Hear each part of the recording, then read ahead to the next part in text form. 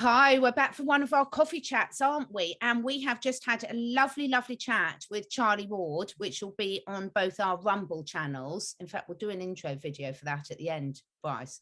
Perfect. But how are you doing today, Brice?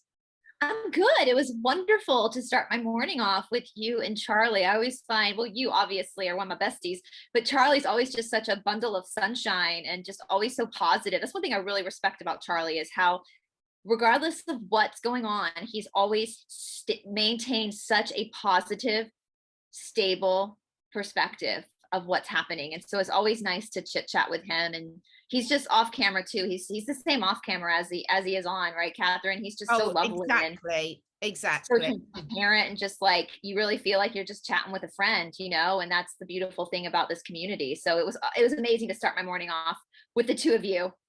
Fantastic. And I was just telling you before we started, I had a very exciting night last night because my new cat arrived at 11:30 last night. The people that brought her over from Romania, amazing. I will put the link to that charity below the video because I cannot.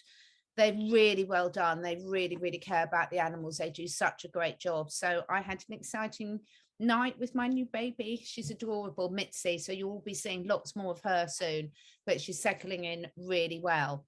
So today we were going to have a bit of a chat about something that's really close to our hearts, weren't we? About standing in your own integrity. Yeah. And this kind of came up with a conversation we were having with Charlie, actually, because I like that he brought this up. You know, and I think, and I've said this before, I know, Catherine, like for 99% of the comments that we have on our channels are lovely and are just so amazing and they're so kind. But you always get these like comments that are really kind of abusive. And we know Charlie is one that's experienced that a lot. And it got me thinking, you know, I know when we have a platform, when you see people on YouTube, and I think we talked about with David Cohen as well. I can't remember if we spoke about this on air or off air. There's this certain thing that happens with people that they expect you to maybe have more information or that you know what's going on. And the truth of the matter is that none of us really do. We're all just like everybody watching. We're just trying to figure this all out together, pulling our research together to help each other. And so one thing I've noticed is that a lot of times people hold other people, they put a certain level of expectation on other people that they don't put on themselves. Yeah. And I think that's something we all need to start looking at, even for Catherine and me, for our own personal, like, am I holding too much expectation for someone that I wouldn't even hold for myself? You know, are we more forgiving? You know, if let's just say, for example, you think that something's going to happen on March 11th, we'll just pick a random date, and it doesn't happen. Do you hold that same, do you get mad at yourself the same way you would get mad at somebody on YouTube if they said March 11th? Does that make sense? Like we hold these people up to a level of that we don't really hold for ourselves, and that comes from that integrity and being able to look at somebody else in the same, as a human being, the same as you are. Am I making sense? I don't know if I make complete sense. And it's something that's come up quite a lot, you know, I see in the personal life as well. It's like, you know, a lot of people expect other people to do things that they're not doing themselves. They're very good at making excuses for why they can't do this or why they've got an excuse for feeling like this, but they expect everyone else to. They're just waiting to notice what's wrong or what they can criticize rather than looking with the eyes of what's right. And we've all said this all the way along. You know, when you and I are doing videos, most of our videos are chats between friends, and we're sharing out loud the things and talking through problems as they arrive and talking through what we think about situations, but absolutely not having any of the answers, as your t-shirt shows. More I know, I have it on again today. The more I learn, the less I know. Lovely Liz. Liz, yes. Her shop link is below. And you get 15% off, and I've got my one on again. But it's so important, isn't it? Because it's like, you know, it's like we talk about parenting, and this is whether you've got a two-legged child or a four-legged child. Children do what you do, not what you say. If you're not walking the talk in areas of your life, then that's what is going to trigger you most about other people. So we say it all the time, you know, if something's triggering you, the great thing about YouTube, about Rumble, is it's got an off button. Yeah. Other areas of life haven't necessarily got such an easy off button. But if it's triggering us, yes, the person might be a dickhead, in which case just don't listen to them. Why are you listening to them anyway? But if not, why is it having such a reaction on you? And 9 times out of 10 is because it's highlighting at a conscious or unconscious level something in yourself that's unresolved. Yeah, absolutely. Absolutely. It's you're noticing, and that's that reaction, because it's like picking out a scab within you. And I think moving forward, we've talked about this a lot, the meditation series, all that kind of stuff. Like, we have to start taking accountability for our own emotions instead of projecting them onto somebody else. As before we were getting on camera, we were talking if somebody disagrees with a topic that we're debating or talking about on a show, absolutely leave a comment, give your reasons why you see something in a different perspective. That's why we have a platform. We don't have a platform just to have an echo chamber. We have a platform so that we can grow and learn. But when somebody leaves a comment, like on my stuff, if someone leaves a comment that's just downright abusive towards me or towards my guest or whatever, with no type of like intellectual conversation, I delete it right away, because that's not helping the situation. And so but people who feel, I've talked about this on David Zublick's show before, because I get a lot of really nasty emails from people in the fundamentalist church, because we're going through the missing books of the Bible, and I'm also breaking down a lot of these really cult-like fundamentalist groups here in the United States. And when people send aggressive emails because we're talking about this stuff, it has nothing to do with me. It has everything to do with them being triggered because there's something with that we've said that's like poked them a little bit.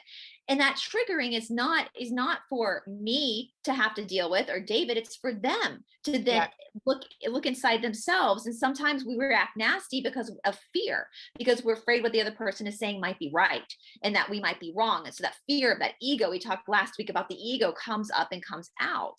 And so as Charlie was saying that, I was like, this is something really important that all of us need to look at, not just those of us who are on YouTube or those of us who, have a podcast or whatever. It's every human being needs to start looking at that, their own integrity. Am I holding up other people, whether that's friends, family, YouTubers, celebrities, with a certain level of expectation that I'm not holding on myself? That's where that integrity is. Yeah, that's so important. And what I've seen in sort of daily lives, without going into too many details because I can't say too much at the moment, but there's a lot of people that are always expecting others to sort out the world's products. So are you seeing any level of abuse and not saying something about it? Because of course there's always misinterpretations as well, because everyone's got different standards for all areas of life about what's acceptable and what's not, and what your own belief systems are. But if you're seeing something that you triggers deep down in that this isn't right, whether it's for an animal, whether it's for a human, and you choose to stay silent, then you are part of the problem. And just expecting everyone else to do that for you and do it. So sometimes we have to really look inside ourselves and saying, what am I contributing energetically to this planet? And am I being the type of person that buries my head in the sand and lets these things go unnoticed and assumes someone else is going to sort it out for me? Or am I, in whatever way is possible in my circumstance, because we're not all saying we've all got to be president or prime minister or leader of this, but in whatever way possible, am I living my life in integrity with my core values? Absolutely. With an alignment of what I say. I see this in the spiritual community all the time. How many people can talk the spiritual talk, but they don't walk the spiritual walk? Yeah. It's like we call that spiritual materialism. They wear the outfit, but they don't act in the integrity of the action which they are teaching. And that's something that is super, super important in every aspect. Yeah, like you're saying, you have to be in alignment with what you're saying. You have to be in alignment. If you expect a certain level of integrity out of somebody else, you have to expect that out of yourself. If you see something, say something. If there's something wrong, say something about it. And if you're wrong and you're giving the other person a chance to explain yourself, sorry, I interrupted you then, but it's this fear of being wrong and offending people, isn't it? And actually, how are you going to feel if something terrible happens because you haven't said something? Could you actually live with yourself for that? And if you say something and you've misinterpreted the situation, you'll know in your heart, you'll know whether the person's pulling the wool over your eyes, or whether actually you were right to raise the alarm bells or not. And we're not always right. We can get it wrong, because, you know, what our eyes see isn't always, you know, it can be played with as illusions. But it really worries me, actually, how many people sort of do that, in terms of, and as you said, they're expecting everyone else to know this and say this, even to the extent, Brice, we've spoken about this before, about, well, so and so said this. So let's take an example that we were talking about with Medina and David the other day. The floods in Australia. Lots of different people and who are talking about it publicly have got different opinions about whether those are man-made, whether they're natural, and everything. And they're all their opinions of what they're getting from their guides in whatever form that might be. So then I will then get people saying, oh, ask about this and ask about that, and is that person right, or is that person right? And I'm like, no, I'm not getting into that, because both of those, or all of them, are entitled to their own opinions. And your job, if you're choosing to listen to those people, is say, which resonates with me? Or is it a completely different answer that none of those have even, you know, take the flat earth, is it flat or is it round, or is it something completely different? Doesn't have to be A or B, this black and white thinking. And it's okay to be like, you know, to be in a place where you don't know. We've talked about that before, like with what's going on down under, like, I don't know. I still don't know. Like, and I'm okay with being in that area of not knowing. And that, I learned that, again, I think I've mentioned this, but David Garrigues, one of my major teachers here in the United States, the reason why I was able to even go to India, he's just this brilliant, he is one of the top-notch like yoga teachers, and he's brilliant with philosophy. And somebody asked him a question once in a conference, and he was like, I don't know. And it was just so like here was this man who seems to like really know everything. He really practices it. And you can tell he really practices what he preaches. And then to be very comfortable saying like, I don't have an answer for you with that particular question.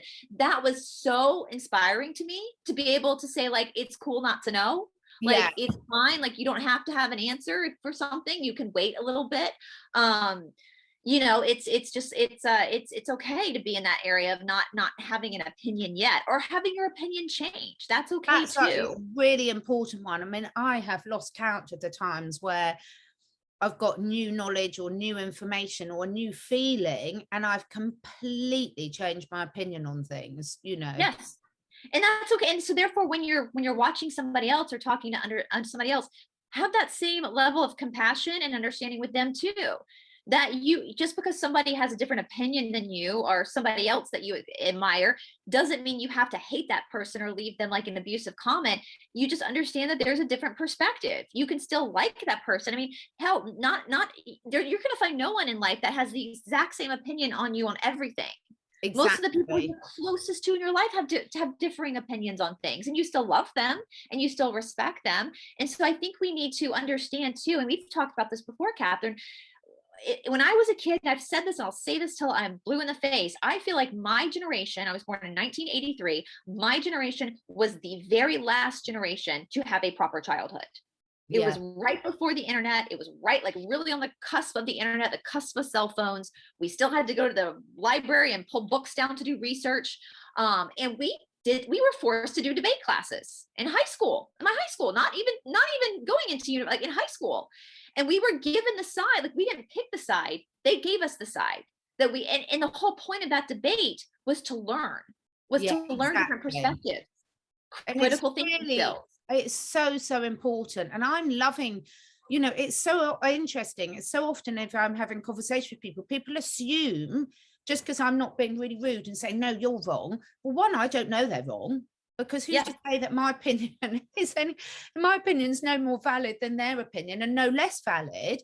But equally, honestly, I cannot tell you how many times I've changed my opinion based on new information, thought, oh my God. And isn't that the whole point about learning? Is like, it's like a best movie with a plot twist. It's like, I've seen something different now. And also I'm very well aware that, you know, you can be mistaken. There's so much research that shows that what we see is much more to do with our belief systems and how we're interpreting the electrical signals coming in through our eyes, and what's really true, which is why so many witness statements can't be relied upon, because you can be so easily manipulated, as we're seeing now, to believe you saw something that wasn't actually there.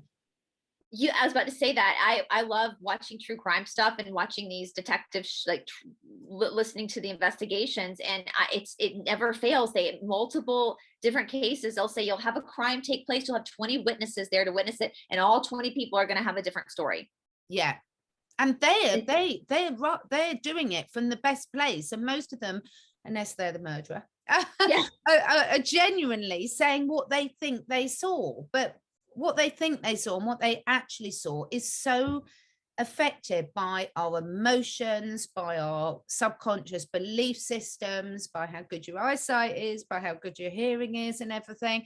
And you know, it's so fascinating. I mean, I used to be part of a book club, which I absolutely love, with a really great group of friends. And my favorite bit about it was, one, it made me read books that I never normally would have read before. But secondly, I absolutely love the fact that we'd all read the book and we'd all pick out completely different things. And it was just fascinating to see, because you assume that if you all watch the same movie, if you all read the same book, you're going to get the same information out of it, or I had before. And then you realize, no, not at all, you know, and I've read the same book twice, and, you know, got completely different information out of it the second time that I completely missed the first time. Do you know, it's so funny. We were talking about with Medina and David, the movie Midsummer that David Zublik had me watch, and I told you to watch. Well, when I said on the episode, when I sent you the link, I found all these like commentaries on YouTube over this movie. So I went and listened to some. And after I was listening to some of them, I was like, that's so interesting. I didn't notice that. It made me want to go back and rewatch the movie to see what these people saw, because there was such apparently a deeper storyline there that I didn't even pick up on the first time I watched it. And so it is but see, that's the thing, is if you're willing to be open, if you're willing to have an open mind, even having your opinions, but still having an open mind to hear what other people have to say, it can open up a whole new world of understanding for you as an individual. You know, it is the more I learn, the less I know, because your opinions are what you know.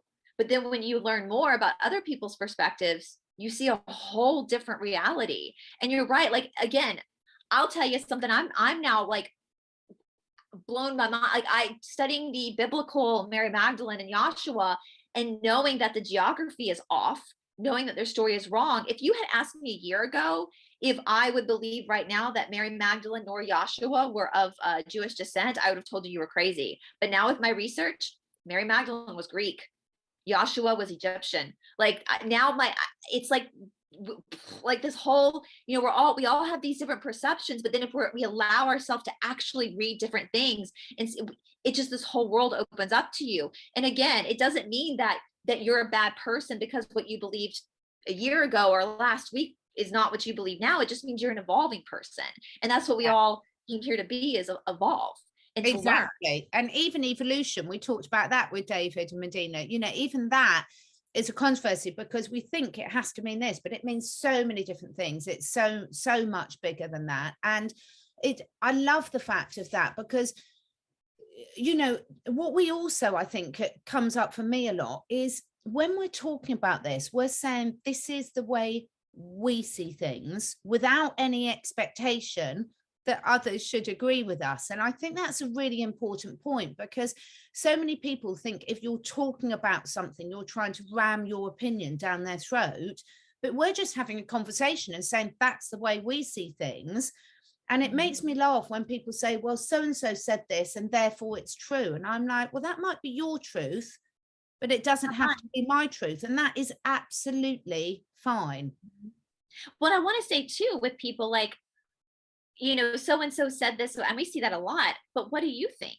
Yes. You know, I don't think most of our friends and our colleagues and peers on this platform that I know personally don't want you to hold what they have to say as the gospel. You know, they're just putting out their opinions and what they know from what they have so far. And so if you're relying on, you know, what I say or Catherine says or Charlie Ward or anybody, what they say as the gospel, then you're doing yourself a disservice, because we want to hear your opinion too. Like we always encourage people to leave their opinions in the comment section, because Catherine and I want to hear what you have to say too, because you're a part of this conversation as well. You don't have to believe everything we say. It's an ever evolving, changing thing.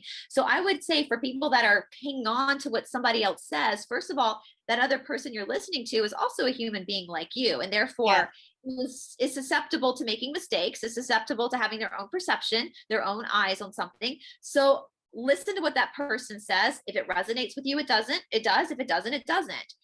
What do you think?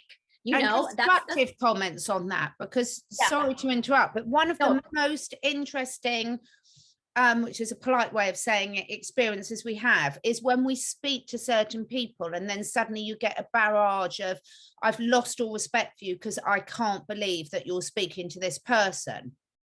And that for me is not the type of comment I'm talking about. And you might say, well, you can't be pick and choosing. I can, because if you're going to make it personal. So I trust anyone who's listening to this to make your own decisions up about everyone, including me. Yeah. And I would appreciate the same respect back. And it doesn't mean I'm right and you're wrong. And it doesn't mean you're right and I'm wrong. And it's absolutely fine if we disagree about different people, that you have got to go with your intuition. But what I don't like seeing is people being abusive about other people. So I'm going to put a very specific example out here. So every time I speak to Charlie Ward, I get people saying, oh my God, I've lost all respect for you that you're speaking to him. Have you not seen the video his son did? And I'm like, I have. And I have one opinion on that video and you might have another. That's fine. But if your opinion is just because his son's made a video on him, that means that I shouldn't be speaking to Charlie, because if it does, you're going to disrespect everything I say, then that's your issue, not mine. Yeah. I might have seen the official, but I don't have to agree with you on the video. And I respect your opinion if you think that. And in which case, don't listen to it. And please don't listen to it, because why would you put yourself through that? Yeah. And that's kind of doing what the other side does too. It's the idea of censorship. Yeah. You know, and that whole idea of cancel culture, which is something I'm absolutely opposed to, is cancel culture. That's not what we're here. We stand for on this side of the aisle, as far as I'm concerned. We don't censor unless we have to watch our words on YouTube, which you guys know that we have to do that. But we've come up with clever ways of saying what we have to say, and you guys know what we're talking about. And canceling people just because they maybe have made a mistake in their life. Yeah. You know, and Charlie actually, I haven't seen the video, but Charlie actually brought that up in our conversation today. And he's owned up to stuff. And that's amazing. Like, if you can sit there and say, like, I have so much, I mean, the sexiest thing a person can do is be like, listen, I fucked up. Exactly. And I've learned from that. That is the most attractive thing that someone can do. And that means that they have, and I've said this before with Chantal, like from Aquarius Rising Africa, these things that happen to us, these things, mistakes, we'll say mistakes we make, these things we do. If we learn from that mistake, then it's not a mistake, because we learned and we grew from that. And that's the alchemy, right? That's turning the lead into gold. And so if on this side of this argument of our global times right now, if we're canceling people because of a mistake they made, or if we're trying to censor people because we don't agree with their opinion, then we're no better than the other side. We're no better than the mainstream media. Yeah. You know, and so I don't want to cancel anybody, because there's mistakes I've made in my life. And if all of us turn around, sit and look at your past life, if there's probably stuff we've all done that if someone knew about, we would be canceled as well. So again, and what we're not talking about, so there's opinions with respect, and there's a difference, isn't there? And it's like, what is your intent behind something? So if you're saying something or writing something, what is your intent? Is your intent to make the world a better place? Is your intent to make someone else feel bad? Yeah. And there's a huge difference. Are you throwing a temper tantrum, or are you having a discussion? Yeah.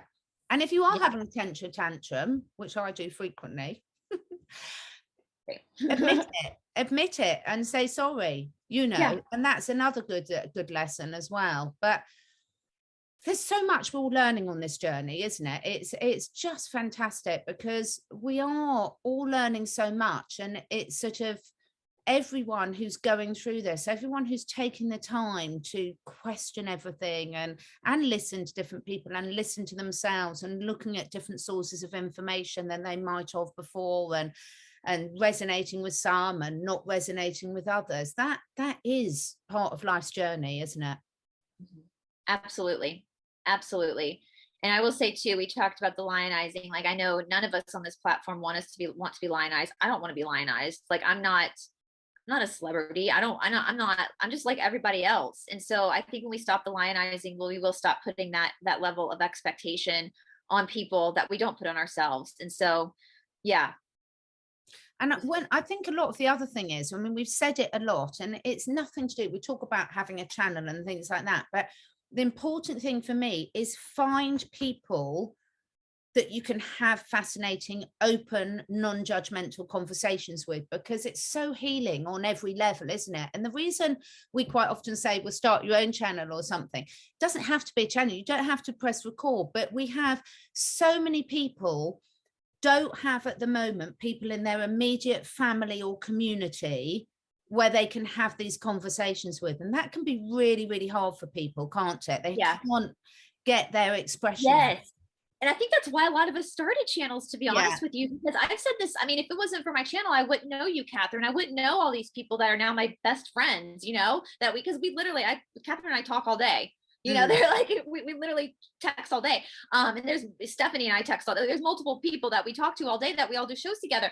And if I hadn't created my channel, I wouldn't have found Catherine, you know, and in that sense, I'm a little spoiled, because I spend my day talking to people who have a lot of the same ideas that I do, you know? And so, yeah. And, you know, Stephanie, our friend Stephanie, she has groups that she's formed. She does spiritual perspectives of our Great Awakening. And she actually has these groups of people that Zoom together as support groups, and they've all now, it's evolved so big that people are now breaking off and doing their own support groups away from Stephanie. She's helping them coordinate so that people have friends, and there are people all over. Like, I hop on when I can, I'll hop onto some of these calls with these groups if I'm free, and there are people all over the world, like, just chit-chatting. And at this point, she's been doing it for so long now that they're all like literally friends with each other and are texting each other, and so it's creating this and these people don't have, most of these people don't have channels. They don't want to put their face out there like we do. I don't know if Catherine and I are brave or stupid for putting our face out there sometimes, but I know it's a definite double-edged sword, isn't it? But yeah, so it's out there. And I'm actually, what I'll do I'll put Stephanie's, the email address for the support group. So if there's somebody out there that is looking for friends, you're looking for people to talk to, I'll put that email address that she has specifically for that down in the description box below, so that you can get into that to me, so I can do the same, because I love the fact that she's done that. It's a lot of work for her, but she's doing it because we know how important it is. We do completely sympathize that, you know, and sometimes you do vent, and perhaps people vent in a comment because they've got no one else to vent to. And I really get that. I do get it. That's why I'm so grateful that we can have these conversations, because it's like a problem.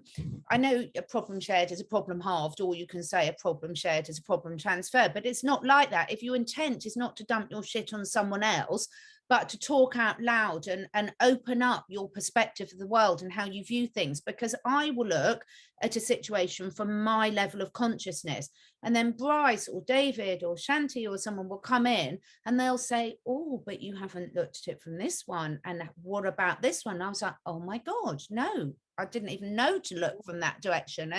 And that's what's so lovely, because if your intent is to grow and be a better person, then it's not dumping on someone else. No, and that's what these support groups are. Because again, I've sat in some of them before when I can, and it literally is people talking about some of the most vulnerable parts of their lives. They start off talking about the Great Awakening, and then they become, and all these people become these like voices of friends that are helping each other. And like I said, even she does have people from all over the world. So let's say, like, you know, on the East Coast here, I'm 5 hours behind you guys in the UK. Well, let's say, and that's how Stephanie, where she's on the East Coast as well. Well, let's say there's like multiple people from the UK that are having a hard time getting in the times to the East Coast. well, then Stephanie will give you free reins to like do your own group. And so Exactly. all these groups are popping up, and it's just amazing. And that does help. That the groups that I've sat on with her, none of us are therapists, none of us were just there being friends with each other. And it's really does shift when you have people that you can talk to and again get their opinion. And if you have an issue in your life that you don't want somebody's opinion on, then don't bring it up for that time.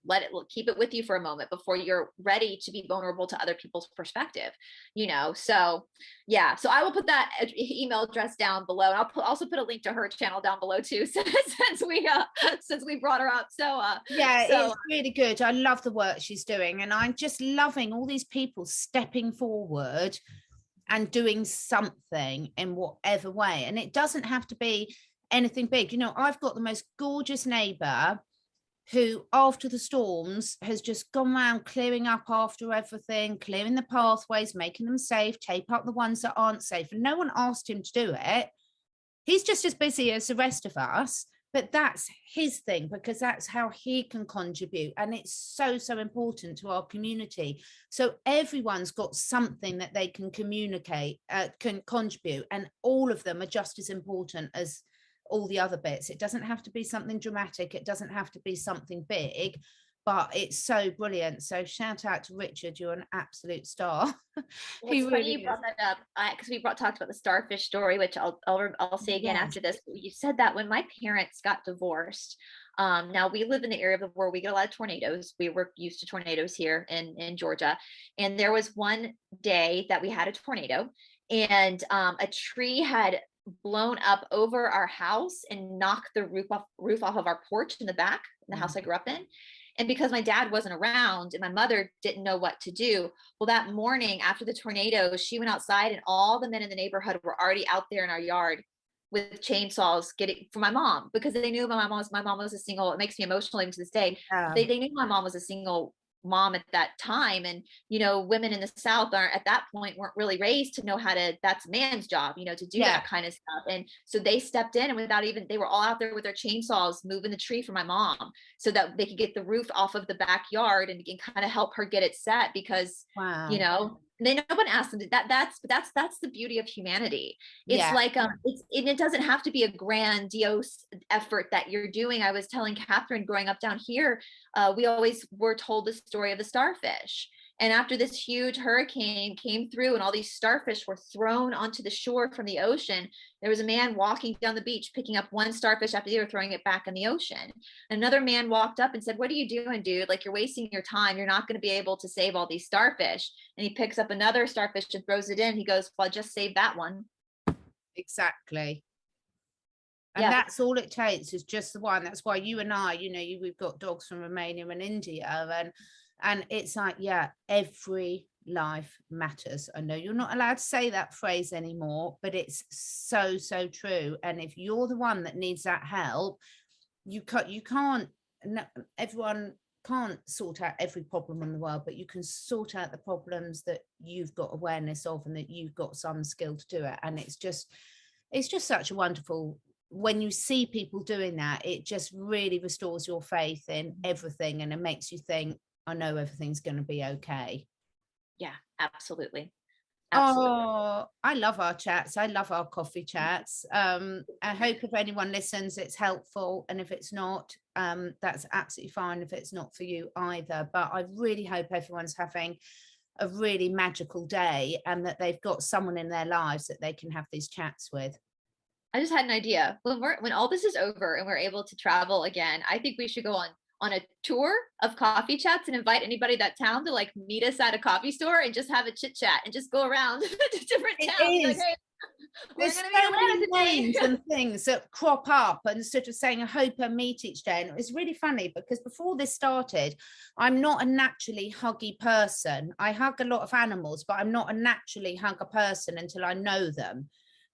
Whereas, you know, sort of I see my children's generation have grown up hugging everyone, and we didn't. It was more like, you know, someone that you knew really well rather than a general greeting. And I've completely changed now, and it's like the going around the world and just meeting all these people and saying high five, good at you, how lovely to meet you, let's all have a nice cup of coffee together, and let us Enjoy in the life. yeah, let us in the comment section if you want us to like do that in any United States, England, wherever, and just like go around to different, give you a schedule, be like, we'll be at this, we'll find some small business coffee shops that are, Exactly. and we'll sit around and have coffee and chit chat for a couple of hours and get to meet everybody face to face, and you get to meet us in person and we get to meet you in person, and you know, and that would be so fun, because I would love it. So fun. And I think it's coming really soon. I mean, we really are seeing a lot of shifts at the moment. Of course, there's a lot of hardship going on in certain places, and sending, you know, genuine love and concern out there. But I think this whole situation has brought globally us all so much closer. And I'm, you know, personally eternally grateful for that. Me too. We're all just walking each other home. We are. Oh, thank you so much. So hopefully we are speaking to Nick Alvear tomorrow night. Yes. Of course. Good luck to you, Nick. And have a really wonderful day, everyone. Before we sign off, should we say why? Should we have people send prayers out to him? Or yeah, I think so. I think people know that he was at the thing that happened in January back a couple years, no, about a year ago, a little over a year ago. We all know what we're talking about. So just put your prayers out there, and hopefully we'll see him tomorrow. So love to everyone. Bye. Bye, guys. So we have just had a really great Discover Your Passion series with Charlie Ward, haven't we, Brice? It's always wonderful to see Charlie. Yeah, we had a lovely conversation, and for obvious reasons, we can't put any of the videos with Charlie on this platform. So we are both putting it on our respective Rumble platforms, and the link will be in the description box below. And if it resonates with you and you think that's a conversation that you'd like to watch, please do nip across to our Rumble and watch it. So thank you, guys. Yes. Thank you. Take care, everyone. Bye.